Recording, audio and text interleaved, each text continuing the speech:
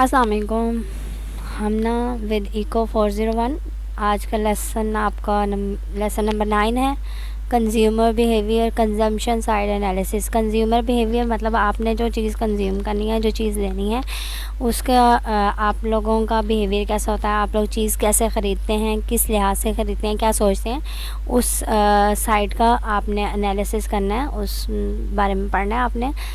Scarcity and rational choice. Scarcity जो होता है वो वैसे तो हम लोग इकोनॉमिक्स में स्कार्सिटी को कहते हैं कि ये वो चीज़ जो आप लोग के पैसे दे के चीज़ नहीं ले सकते, मतलब पैसे नहीं देने पड़ते उस चीज़ के लिए। उसकी एग्जांपल जो है ये एयर, ऑक्सीजन और ये सारी चीज़ें स्कार्सिटी में आती हैं।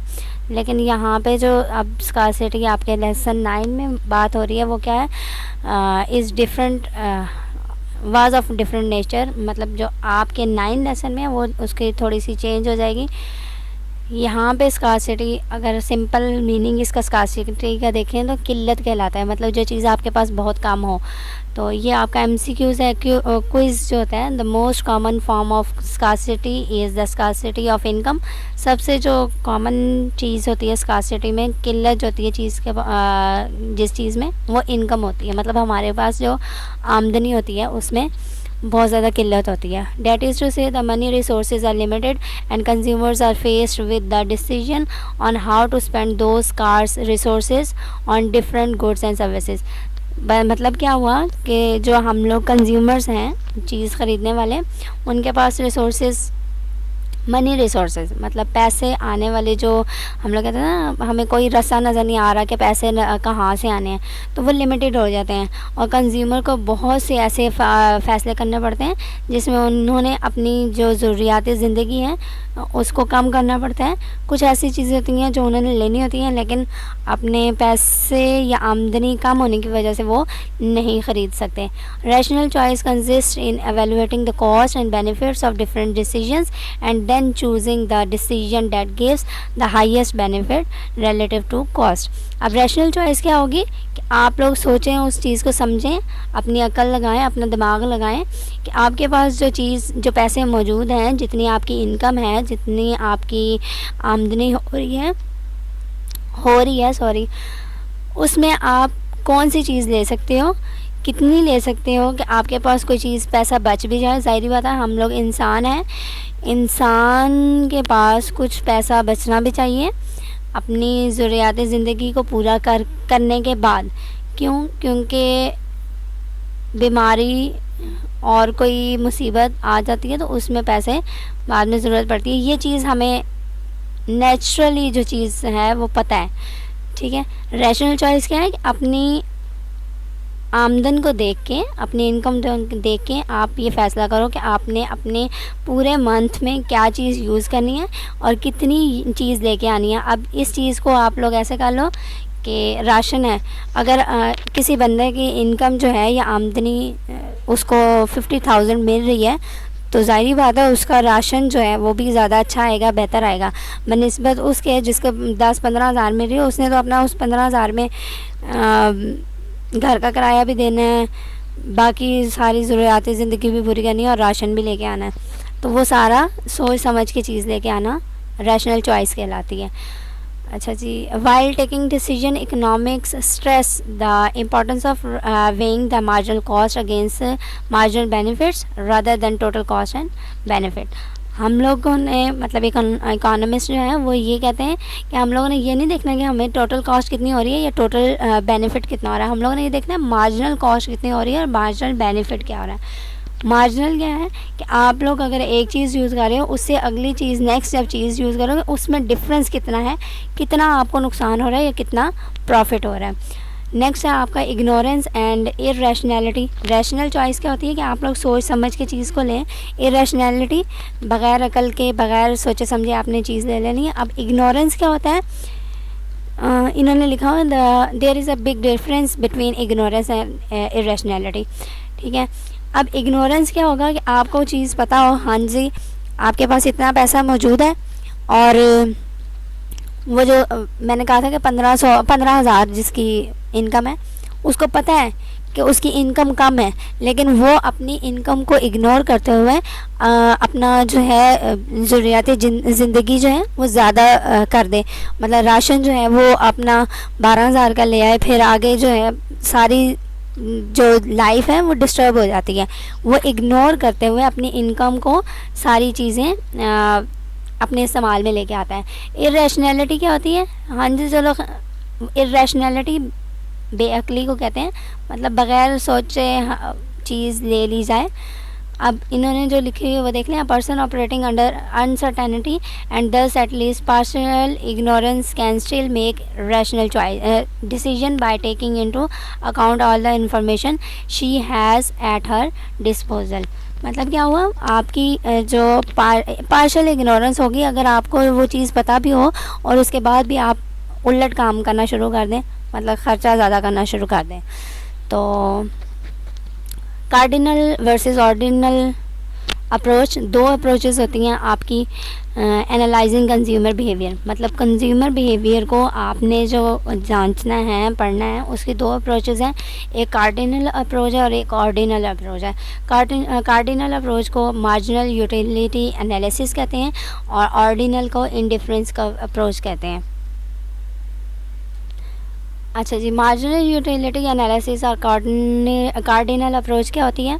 Marginal utility approach involves cardinal measurement of utility. वही बात है कि आपकी मार्जिनल यूटिलिटी कह लो या कार्डिनल अप्रोच कह लो, दोनों एक ही बात है। डैट इज़ टू से you assign exact values of measurement utility in exact units. मतलब आपने एग्जैक्ट जो चीज़ देनी है वो आपकी मार्जिनल यूटिलिटी या कार्डिनल अप्रोच में आएगी। While the indifference curve approach is an ordinal approach. वही बात बार बार, डैट इज़ टू से यू रैंक पॉसिबिलिटीज़ और outcomes in an order of preferences. Prefer जो चीज़ हो रही हो, मतलब आप लोगों को उसमें इतनी ज़्यादा श्योरिटी ना हो, पॉसिबिलिटी हो कि हाँ जी ये चीज़ हो सकती है, वो आपकी ऑर्डिनल अप्रोच होगी या इंडिफरेंस कर्व अप्रोच होगी। और जिसमें आप एग्जैक्ट चीज़ दे देते हो, एग्जैक्ट बात बता देते हो, वो आपकी मार्जिनल या कार्डिनल अप्रोच होती है। अच्छा जी, यूटिलिटी क्या है? डेफिनेशन देख लें। Utility is the usefulness, benefit or satisfaction derived from the consumption of goods and services. मतलब आपकी जो सेटिस्फेक्शन गेन होती है अपनी गुड्स और सर्विसेज को कंज्यूम करने के बाद, इस्तेमाल करने के बाद जितनी आपको सेटिस्फेक्शन आती है, मिलती है, वो आपका यूटिलिटी कहलाता है। टोटल यूटिलिटी क्या है? टोटल का वर्ड यूज़ हो गया, मतलब एंटायर, पूरे का पूरा total is the entire satisfaction one derives from consumption of a goods and services. मतलब आपकी पूरी की पूरी जो सेटिस्फेक्शन हो रही है कंज्यूमिंग गुड्स एंड सर्विसेज, अपनी गुड्स और सर्विसेज को इस्तेमाल करते हुए पूरी की पूरी जो आपकी सेटिस्फेक्शन हो रही है वो टोटल यूटिलिटी कहलाती है। Marginal utility is the additional utility.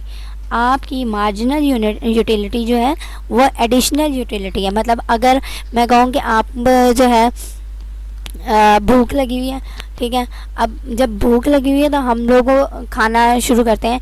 एक रोटी खाइए, हमारी भूख जो है वो जो ज़्यादा थी वो कम हो गई, क्योंकि हमने एक रोटी खा ली है। अगर हम लोग दूसरी रोटी खा लेते हैं तो भूख और ज़्यादा कम हो जाएगी। मतलब जितनी हम लोग एडिशनल चीज़ यूज़ करते जाएंगे, कंज्यूम करते जाएंगे, वो जो हमारी सेटिस्फेक्शन होगी वो मार्जिनल यूटिलिटी होगी। अब क्या होगा, हमारी जो यूटिलिटी है कंजम्पशन वो कम हो रही है। जैसे जैसे हम लोग खाना जो है, रोटी जो है वो ज़्यादा खा रहे हैं, हमारी भूख जो है वो कम होती जा रही है। ये है आपकी मार्जिनल यूटिलिटी। अब देख लें इन्होंने क्या लिखा है, is the additional utility derive from the consumption of one और more units of the goods. जो एडिशनल यूटिलिटी आपकी डिराइव हो रही है आपके खाना खाने से, वो आपकी मार्जिनल यूटिलिटी है। मार्जिनल यूटिलिटी को जो नाम दिया गया वो law of diminishing marginal utility है। अब इसकी डेफिनेशन देख लें। The law of diminishing marginal utility states that as you consume more and more of particular goods the satisfaction और utility that you derive from each additional utility falls. वही बात जो मैंने पहले आपको एग्जांपल दे दी है उसी को इस लॉ में अप्लाई करते हैं कि आप जितनी ज़्यादा रोटी कंज्यूम करते जा रहे हो, खाते जा रहे हो, उतनी आपकी जो भूख है वो कम होती जा रही है।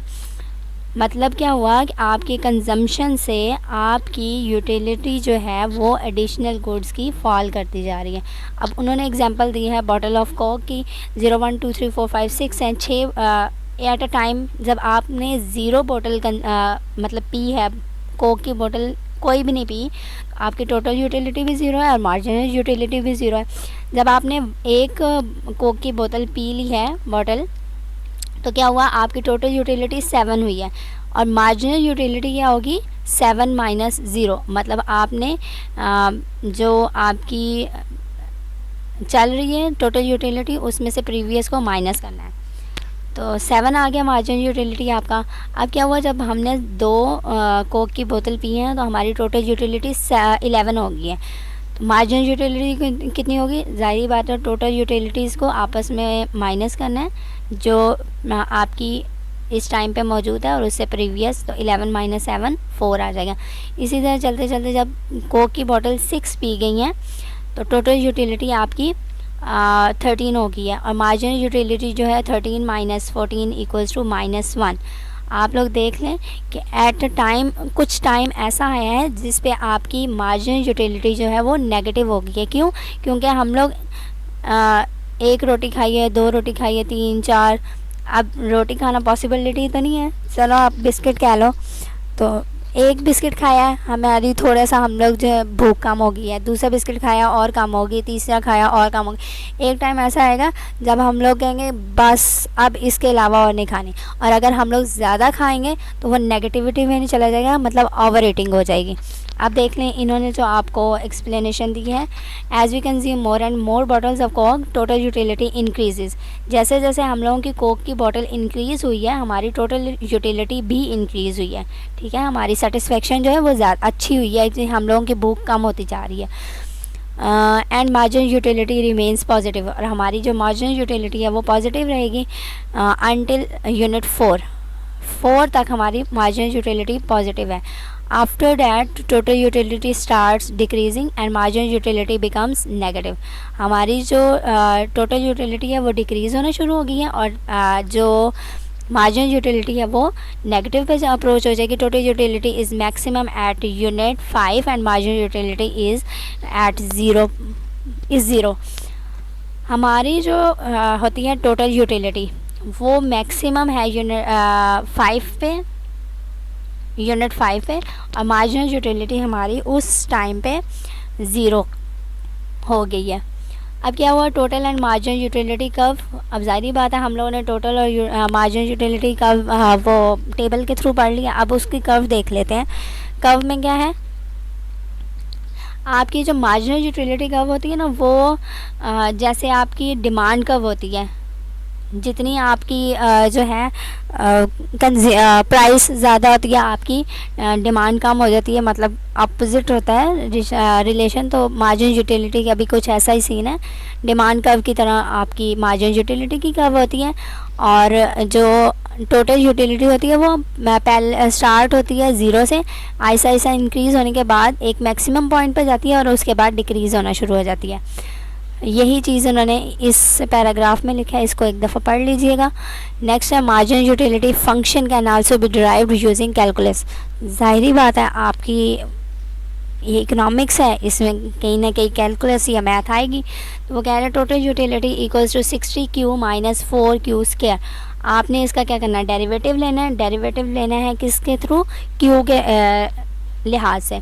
तो जब q के लिहाज से डेरिवेटिव लेंगे 60 एज इट इज़ रहेगा, q डेरिवेटिव के साथ होकर 1 हो जाएगा, तो 60 × 1 इक्वल्स टू 1 हो जाएगा।